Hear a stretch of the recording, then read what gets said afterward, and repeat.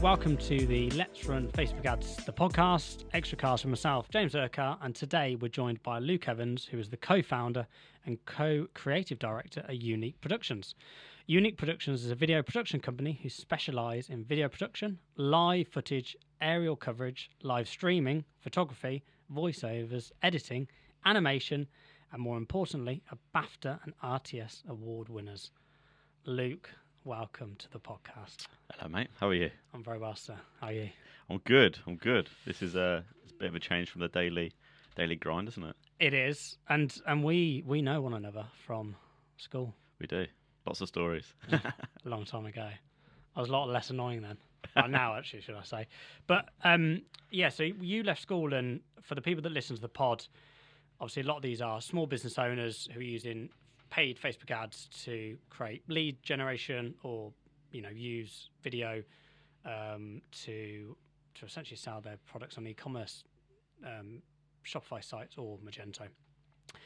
Now, my biggest tip for 2022 is, and I've wrote my sort of seminar coming in for the next year, is essentially video is non-negotiable. So from your perspective in terms of video, why is it so powerful? And especially places like Instagram where it's not a photo sharing app anymore. It's more in my personal opinion, it's more of an educational platform. Why is video non-negotiable going into this year? I like the term non-negotiable, to be fair, because it's the last few years, it's been, before COVID, it's been quite far down the priority list of marketeers. They've always had kind of other things like the website and paid advertising, even other forms of advertising that aren't digital have always been higher up, and video is almost like an afterthought and considered as a luxury for businesses. But since COVID came and the whole kind of structure of how companies were having to work, it's become, like you say, a non-negotiable necessity. Shops were closing, so people had to find other shop windows to utilise their products, their services and things like that. And video became that, or should have become that shop window element for these companies. If they didn't, then lots of businesses, not just because of that reason, but lots of businesses were struggling to adapt. And we found, well, we were already in that position anyway. When you say like a trend or for the year, for us it's been a trend for like the last 6 years, 7 years, where we've always believed that it should be put more kind of higher up the priority list. And I think just to mention as well that I've come from a digital marketing background as well. So the whole kind of Let's Run social, Facebook ads, Instagram ads, I had to learn about after I'd completed my degree in media, television. So that was fortunate because I've learnt both sides of it and how now video works so well for the stuff that you do with paid ads. And you can get a lot more for your money if it's with video advertising than if it's just a text ad, even an image ad. Why do you think video has always been, I guess, overlooked? Is it cost? Is it people are scared because they don't want to get in front of a camera? Why is that? I think it's perceived as a luxury because when you think of video, you can't help but think of TV. You see big cameras, you see kind of microphones set up and stuff like that, and you do believe it's something fun to do. It's not like your normal day-to-day work. If you worked in an office and then suddenly you've got to go jump behind a camera, it's like, well, this is cool, this is exciting and nerve-wracking. But I guess for business, it doesn't feel like it's real work in a way where it's not the same as sitting behind a computer and working on your analytics or your paid advertising. So it's been overlooked because of we actually did a little video series, a recommendation series on this. I think it's because it's perceived as a luxury. There's a wrong way of looking at how much it costs. I think people think it's a lot more expensive than it is. These days, it's not as expensive as it would have been perceived a few years ago. And it's just too far down the priority list. But that's switching now. So if you think about it, website, paid ads, advertising, and video, they're all the same thing. If you create a video, or we create a video for you, it's going to go on your website, which is going to sit there organically. It's going to be part of your advertising campaign. It will go with you for events. It will be something that you send out via email, and all those things are just connected, working together. From that perceived, like you said, it's not work. Do you think YouTubers and YouTube in general, this sort of vlogging world that we now live in, Do you think some of that has been brought into companies going, well, this isn't for us? Yeah, I think there's a lot of people chasing the viral video. There has been. Everyone wants to be viral or go viral because then it's just going to the perception is it's going to massively impact their business in a positive way. But it's not. It's a consistency thing. I think, that there is an element of like the YouTubers and the people who have millions of subscribers, which is a small percentage that do really, really well and have their own kind of avenue where they do well. But if you're a business, you have a completely different journey to take. And that journey is about consistency. It's about building trust with your brand as your brand to potential viewers. It's a quality over quantity thing as well. So a lot of people will see a video and say it's got 500,000 views. I want that.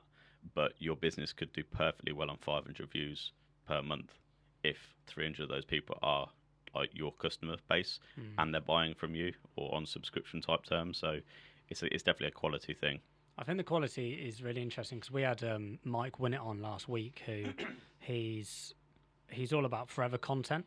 So, some of the largest views on YouTube videos are how to do a certain task, whether it's how to put a light bulb in, something really, really generic.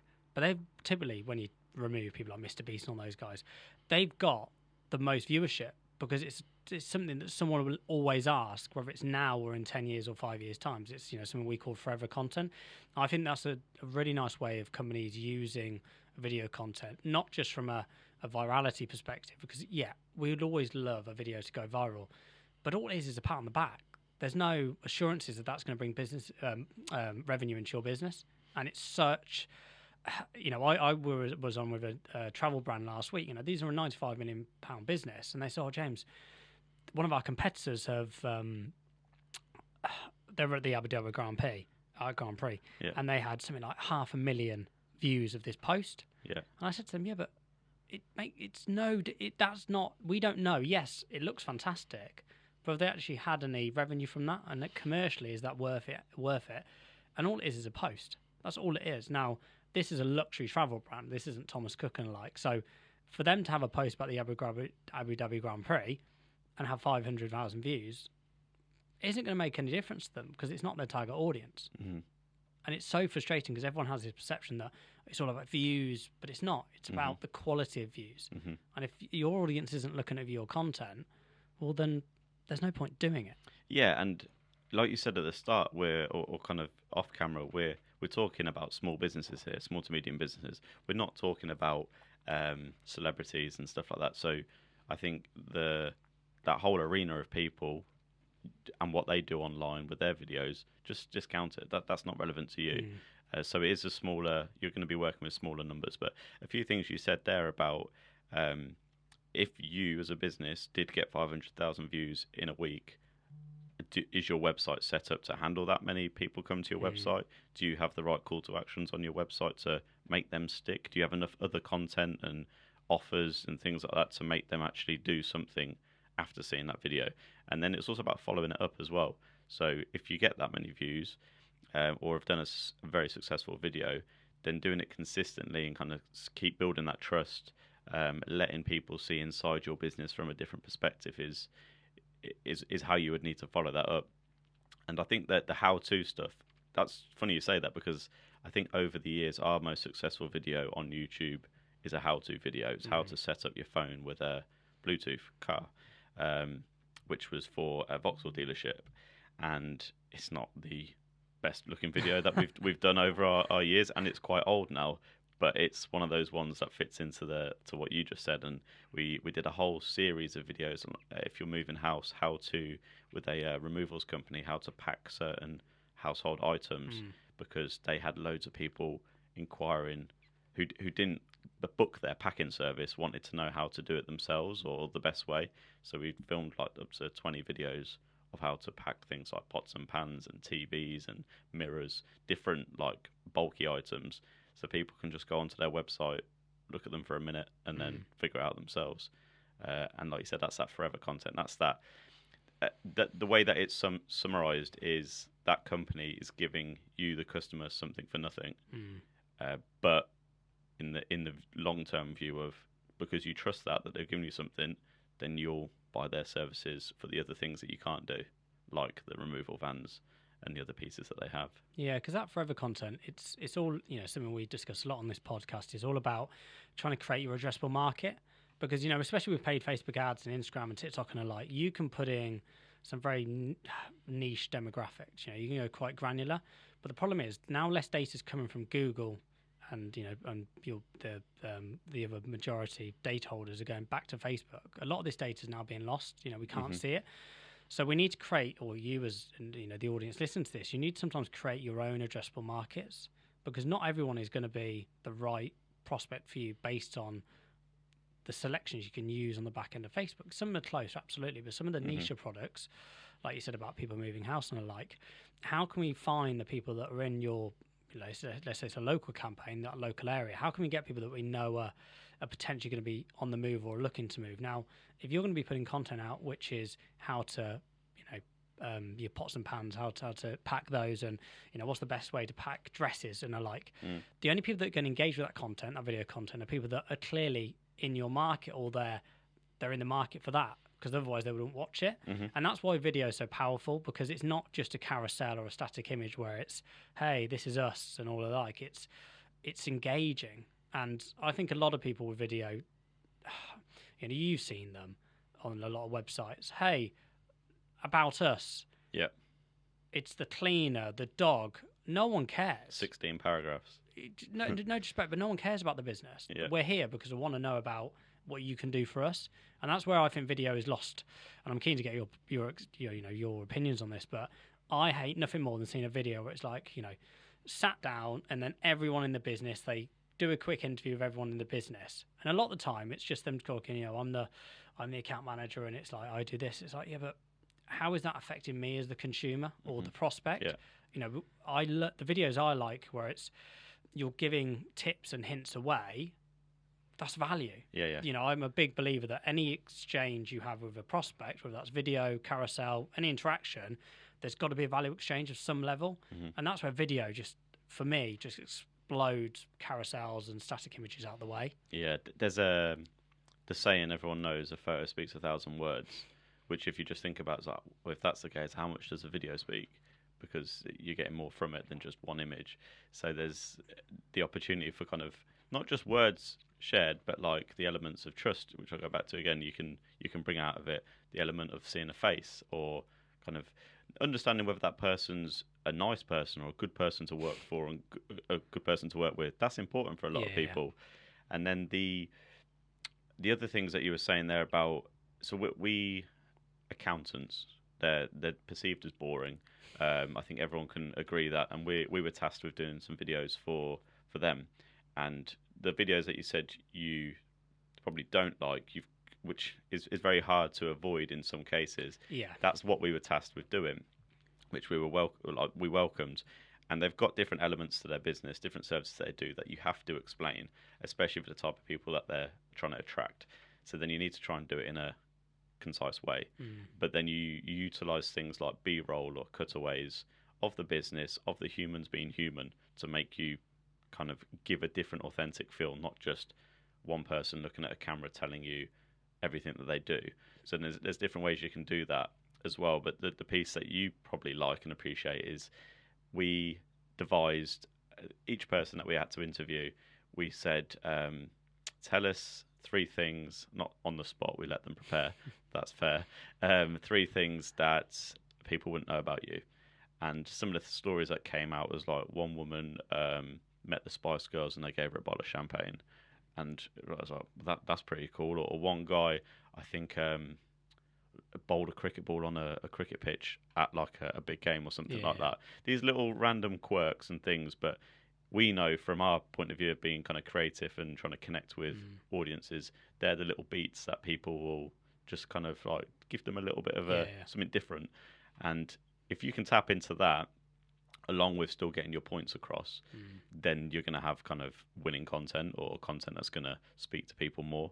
So we're definitely developing more and more of that. And we're not just looking at receiving a brief and doing what the clients ask for. It's receiving kind of, and I spoke to your colleague about this, it's we have questions, specifically designed questions Yeah. that aren't necessarily trying to get a brief. It's making the customer, the client, think about what do they want to do with the video afterwards. What's their demographic, like the addressables that you spoke about, and then that formulates all this kind of nice material that we can work with to give certain ideas into kind of what they're trying to get out of their video, and that's the beauty of creativity. Really, it's not one rule works for everyone. No, and I think what you said then, that's typically service-based industries. We see it a lot. We have a lot of companies that come to us and say, can you do lead gen for us? We had a garage door fitter this morning down in Gloucestershire contact us, and we were jumped on this morning, and it's a family-run business, and we said, video would be great for you guys, and he said, I'm a bit worried about getting on camera, and that's something I really wanted to jump on and really again get your opinions on. How do you get over that fear of getting on camera? Because a lot of businesses, especially that listen to this, they won't have the revenues to say, I can go and outsource videography, which is understandable, especially when they're in early stages and it might be a Shopify site or whatever it may be.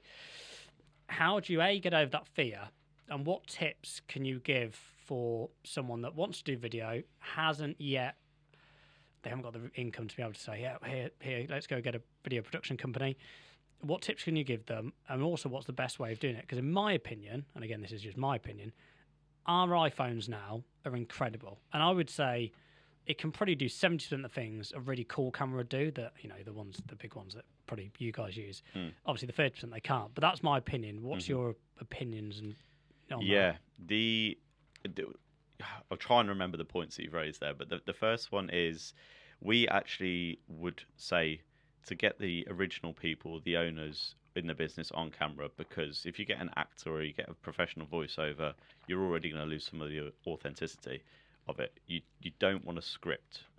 You want bullet points, but you don't want to script what you're going to say. And if you're talking to the people in the business, they know it inside out anyway. So that story is better coming from there. I think the second part is we as creative directors and the people that we will shoot our productions with, we are very, very easy to get along with.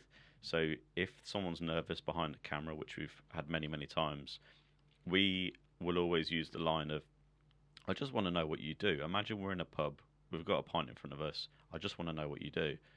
And get them into that mindset. If it helps, we'll get them to look at us rather than directly to the camera, because that obviously creates a kind of persona that is nerve-wracking.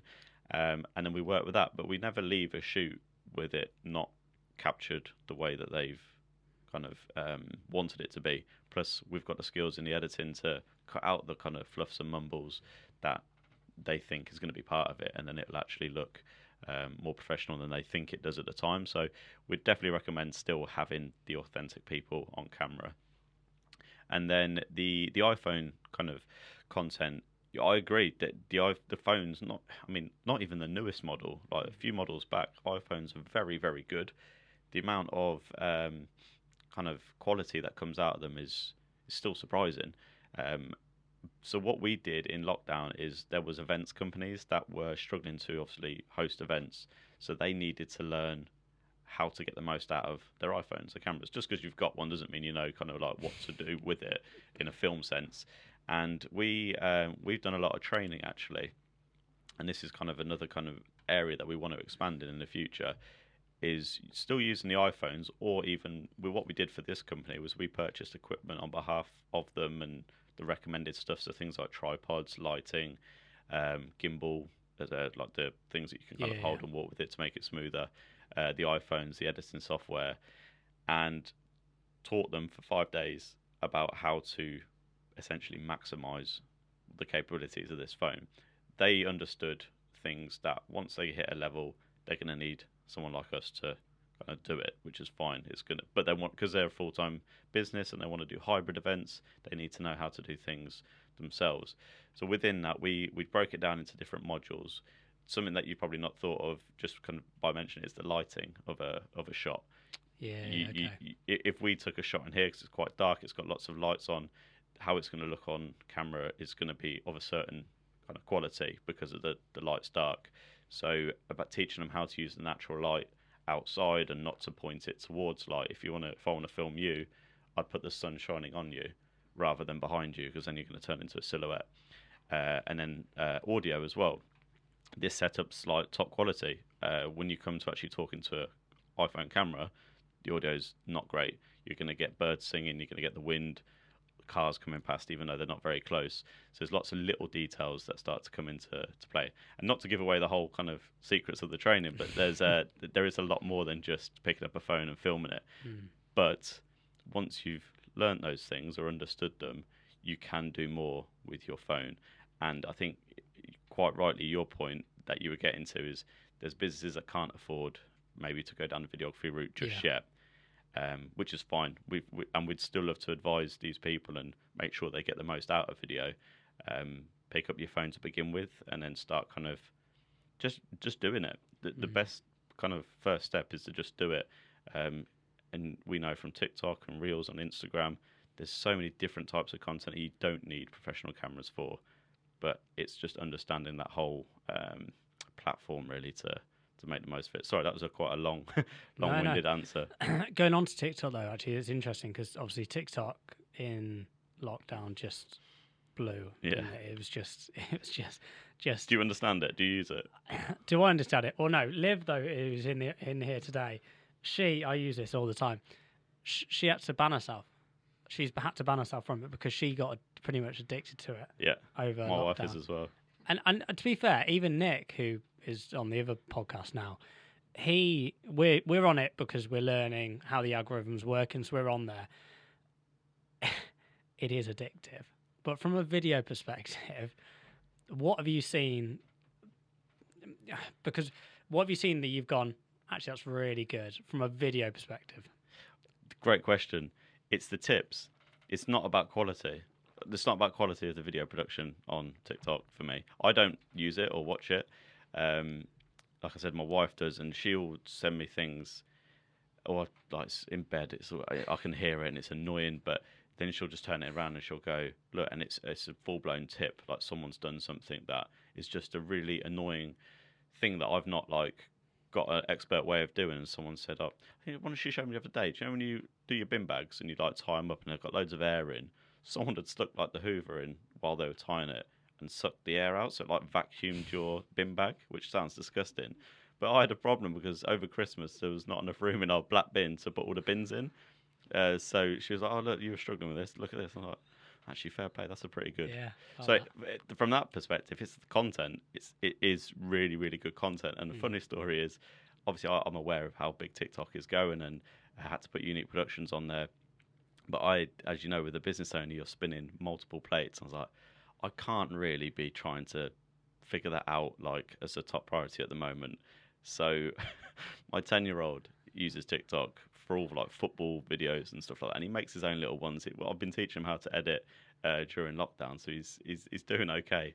And I said, Kaylin, I'll give you £1 for every post that you do. I'll give you the content. You set up the account, and we'll do the hashtags together. So if you go onto our account, he's posted all of them so far, but they're professionally done, obviously edited, like through the software that we've got. Doesn't mean that they're going to be any more effective than your phone, portrait mode, 15 seconds, tip with whatever trend music that's on there at the moment.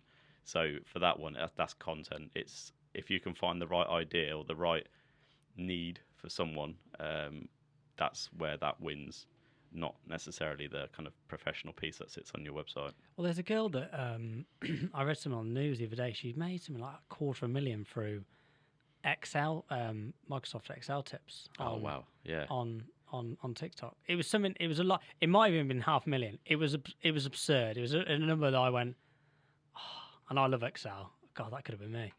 I'd have had a bit of that. From what you said in terms then about the 15 to 30 seconds. Now your background is digital marketing, which is great for this, and again, a lot of the people that listen to this.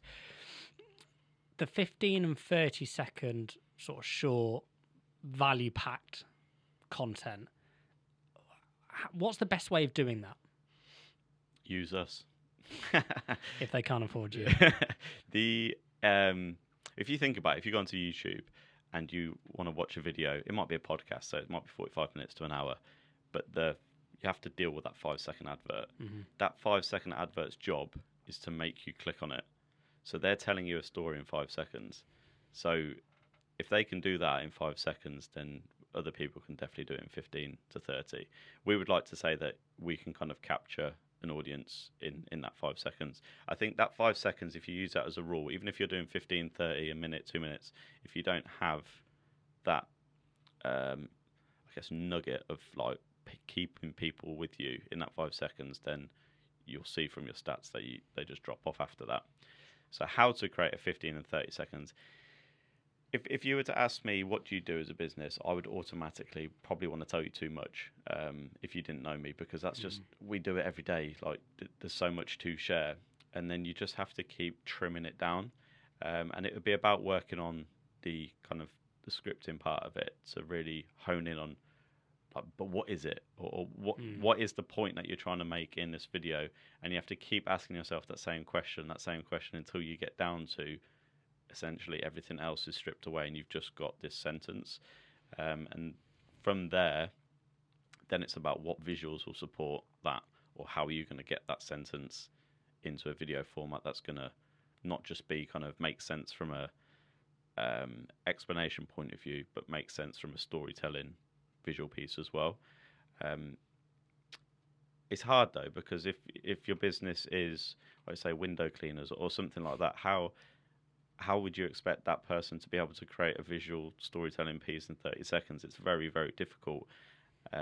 There's got to be, I guess, freedom to create. Would you say script is as important? So I'll always, we've all seen them on YouTube and Facebook, just get on camera, just open up your camera. It takes 2 minutes to do a video every day. Well, does it though? Is, from your background, would you say going into doing a video and just quickly doing it on your camera is worth it? Or would you say, well, actually take 5 to 10 minutes, script it, and then do that 2 minute piece? Or does that take away from the authenticity? A bit of both, actually. It's quite hard to just stay with one. The examples we've got is I really wanted to start a podcast and I let it go for about 6 months to a year because I didn't have a justifiable content to do the podcast. So I didn't want to just turn it all on, click record, and be like, right, what should I talk about then? Because it just would have been waffle. It just would have been crap and not useful for anyone. But when, like this podcast, when you've got a point to it, which isn't necessarily scripted, but you've got an idea of what you want to get out of it, and obviously there's two people in conversation, so it could go in different ways, then you're going to get better content from it. The part where you said just kind of putting your mic on or putting your camera on and just speaking, I think a lot can be learnt from that. If you do that and then you listen back to it, then you just go again, because that is almost your way of like making notes, because you're just doing it. If that's how you work, if you're not much of a note taker and you just want to do it, but don't post that first one.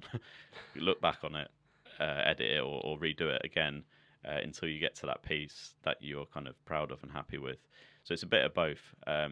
In terms of scripting, it's not about writing every single word that you want to say. It's just bullet points, just a structure. And always work in threes.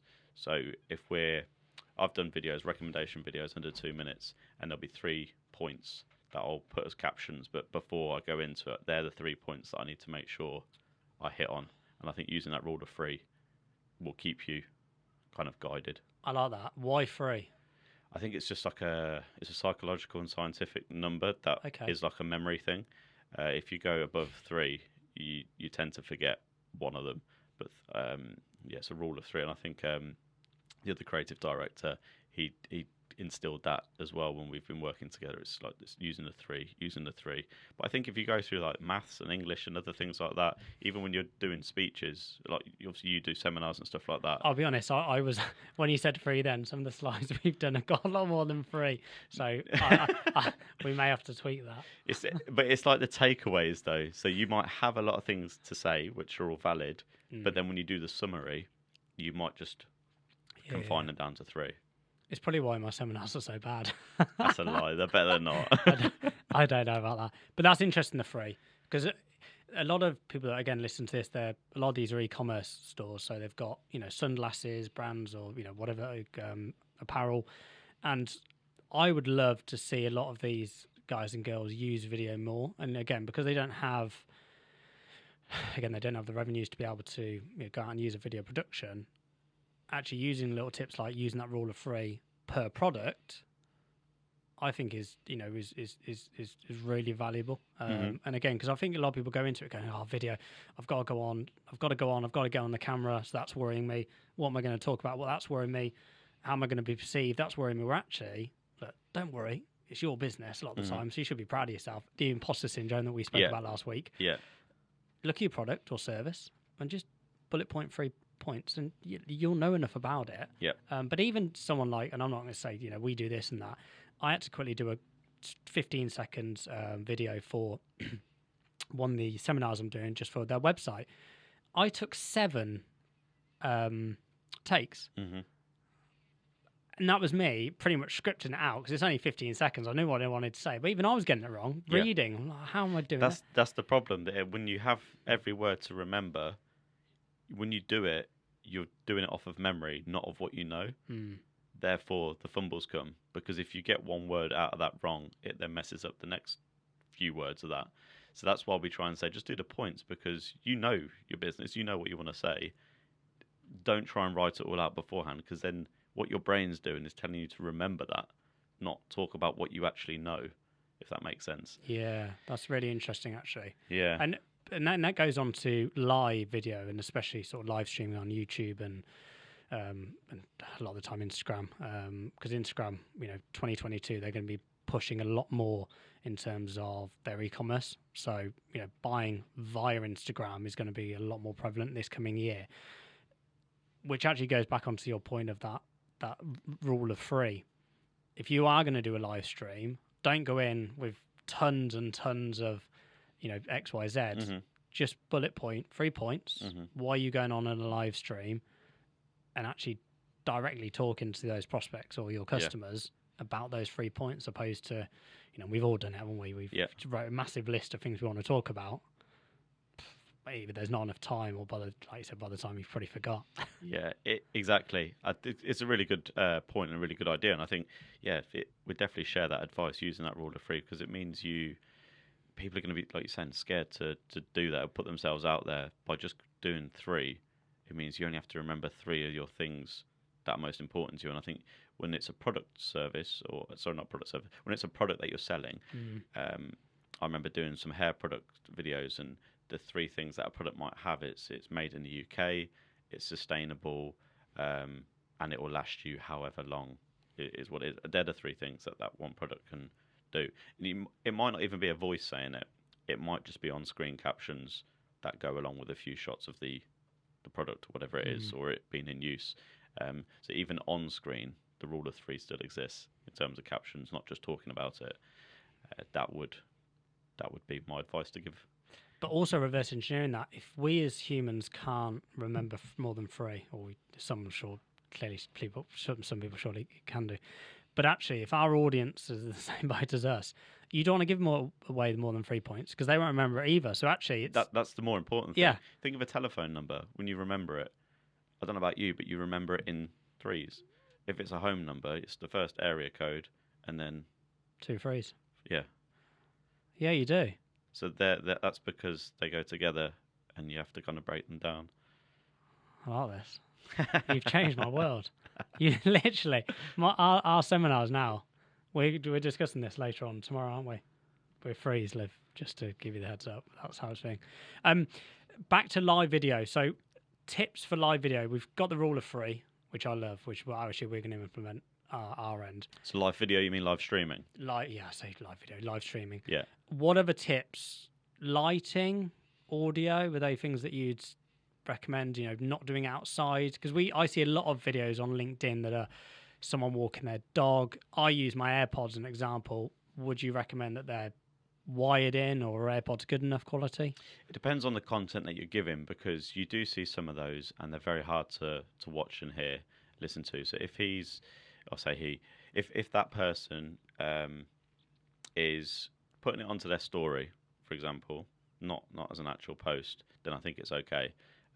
If you're walking your dog and you just want to check in to the audience and say you've just got off a call and something that you figured out from that is this, and it's literally like a tip type thing. And you keep to within like your one story or across two stories, keep it kind of short, not like 8 stories long, because it will just lose interest. That's fine for walking your dog and not worrying about the outside setting and scenes. If it's going to be a post and it's going to live on your page for longer than 24 hours, then yes, you would probably want to consider the location where you're doing it. If it's outdoors, there's a lot more circumstances to go wrong. It could rain, the lighting could just be too much on your eyes, you're squinting, or if it's behind you, you're a silhouette, you can't see you properly. So having it in a controlled environment would help.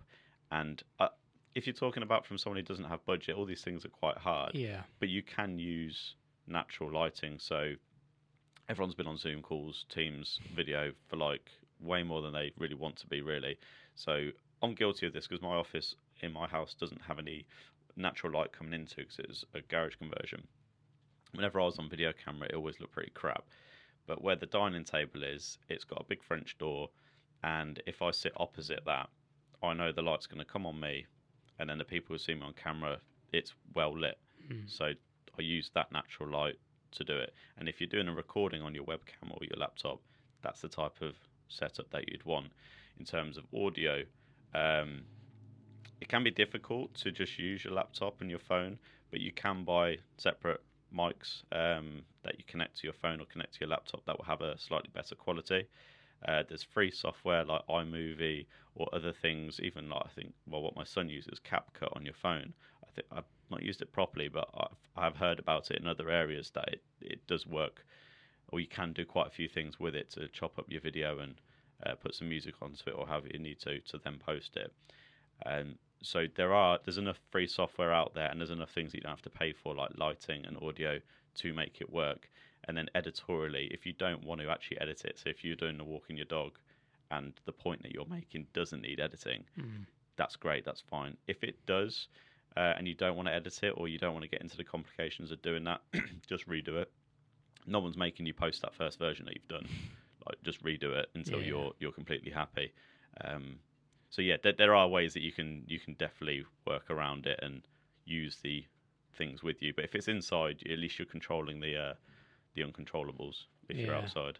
It's weird you say about that. Actually, your office at home. My office at home has got where I work, where I'm not on Zoom, isn't in front of my window. Yeah, when I'm on Zoom, I'll then turn around to the other side of my office. Yeah. And then put it on a stand because of the lighting. Yeah. Although it is really bad because I'm on the top of a hill, so the light sometimes is just sort of beaming in, so I'm sort of squinting on Zoom. But you're right. When I do it that way, it's awful. You can't. Like you said, just pretty much a silhouette. Yeah. Yeah. Which isn't good at all. I want to touch briefly on your background, only because I only found this out when we met on Thursday last week or Wednesday, whenever it was. You've done some script writing. Yeah. For some cool programs. Yeah. What are they? Yeah. Well, actually, I think in the start of this, you said co-founder, which I wasn't going to correct. I didn't want to be that guy, but I'm going to correct it now. So I created YouNeek Productions myself. Richard's come on board. I think it was 4 or 5 years later. Sorry. It's all right, mate. But Sorry. the point of when I created it was because, like you said, I was writing scripts and I had some really genuinely good ideas. And because I was what you call unsolicited, I didn't have an agent, I wasn't able to get into some of the areas that I wanted to get into. So I created YouNeek Productions, knowing that I'd known how to produce video content, to produce my own ideas, to then push them out there, kind of like through various different methods to try and, I guess, give my platform of creativity a platform that I can control. So that was why I set it up. But as you say, before then, when I was at university, I'd been writing since school days when we were at school. I just used to like doodle stuff like poems, lyrics, short stories. I don't know why. It's just something that I quite enjoyed doing. And then carried on doing it at university. And one small script that I had, I got told to enter into a competition, and the producer of Hollyoaks chose my one to mentor, essentially. So with my idea, we created a pilot episode, about 10 or 12 minutes long, which I produced, directed, wrote, and like did some of the editing with it as well. and it was all on set of Hollyoaks, which was really, really cool. We did casting. We had people kind of like, come for the roles. And we used like the common room that was on the Hollyoaks set, the pub, I can't remember, is it the Black Dog, and different areas in it. And I was only 19 at the time, so I didn't realise how like amazing that opportunity was. Then nothing really happened with that pilot apart from I had it, like it was a tangible thing that I got out of it. And then he moved to EastEnders, and he brought me with him to kind of continue like being mentored by him. And he gave me other opportunities like working on a script writing team of Hollyoaks and creating storylines for the Hollyoaks later version that they had. I was on set when there was a memorable scene where the one of the girls jumped out the plane, but she didn't have someone had cut the cords of the parachute. Okay. So yeah, ended up in a death experience. That was pretty cool to be a part of. And then EastEnders, there was a spin-off called E20, which was meant to be like the younger version on BBC Three, where essentially me and a team of I think about eight writers made characters from scratch, made the storylines from scratch, and I think there was 3 or 4 series of that. I was on them for 2 or 3 of the series, and then those characters literally kind of had their own series within Albert Square, and some of them actually went into the main EastEnders program as well. So they were like my really almost they happened too young because they were just amazing experiences. I remember sat there with a table just talking about our background and experiences with a range of different like backgrounds, cultures, where they lived in the UK, and thinking if this is a job, this is the job that I need. This is just insane. All I was getting paid was petrol money to go down to London. And with YouNeek Productions, I hope to kind of be not just doing work for clients, but also creating our own ideas to put out into the world, which at the moment we've got three ideas. One's a kids TV program, two are films, and they're all in development at the moment to like pitch and kind of put to networks, which we've had a couple of good conversations with some channels already. So it's like a different line of work, but it's all creativity and it's all video and it's all just the best job in the world, really. It's that creativity because so many companies don't know how to put themselves across, do they? You know, they've got a product or service which in their eyes is fantastic, and I'm sure they are, but sometimes it's really hard for them to, again, just to be a bit creative. How can I get that to my prospects, or how can I get, once they are a prospect and they're in my ecosystem, how can I get them to purchase or tip them over the edge? And unfortunately, the boring type, content you put out a lot of the time isn't the one that's going to get them over the edge. You need to be creative in terms of that content and that value exchange, because once you get it right, we discuss it on here, you can just scale it. We've got brands that we speak to on the ads clinic, which is people that listen to this that come and do some consultancy with Nick and the team, and they've gone from like 8 orders a day to 50. We've got guys and girls that have left their jobs to pursue this as a full-time career based on Facebook ads and Instagram ads and TikTok, which is fantastic. And all of them struggle with that creativity. They don't struggle with the creativity from the product perspective. I think they just get really worried about when they want to actually then push that out to the masses and how their brand's perceived. Yeah, it's I've been listening to podcasts and things like that and reading where creativity is now, I think with the jobs that we do day to day, 9 to 5, there's back-to-back meetings, you're on video calls, you're on Zoom calls, all of that stifles creativity. So you either need to kind of free up time in your day to be able to do it. But again, how hard is that? If I tell you you've got an hour to go be creative, go do it. It's impossible. You can't just be told. And I heard Charles Dickens, obviously the writer, the one who had all the novel books, and is a very, very, like, everyone knows who Charles Dickens is. He used to work from 8 till lunchtime and then go for a 10-mile walk to allow the creativity to come. But he did that every day. I was like, what a way to live that is. To just kind of work your 5-6 hours in the morning where we're more productive anyway, and then use the rest of the time to A, exercise, and B, just let your mind go wherever it needs to go. And that's what's hard. That's the hardest part of businesses trying to be creative, is because there's so much other stuff to do. That's why experts like you in the marketing field become an extension of their team, but a team that they really need to like use and cherish and utilize, because as video experts we can then become an extension of that team as well. And then you allow the people who've got the time to be creative to do that bit.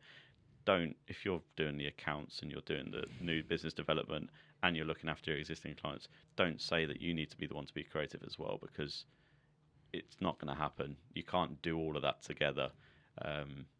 But you might be creative. You might have that. If you are and you want to do that, free up your time to allow it to be. It's just not something you do for an hour between 4 and 5 on a Tuesday afternoon.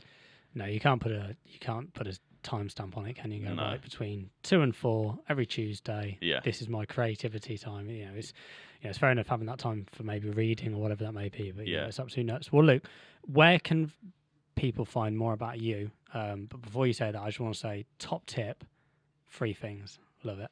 Yeah, I'm taking that on board. Oh, I'm happy you're taking that, because I definitely didn't come into this thinking that's what I'm going to. Honestly, the problem is it's such a small tip, and any books I read, I try and get people in the office to read more, and they don't.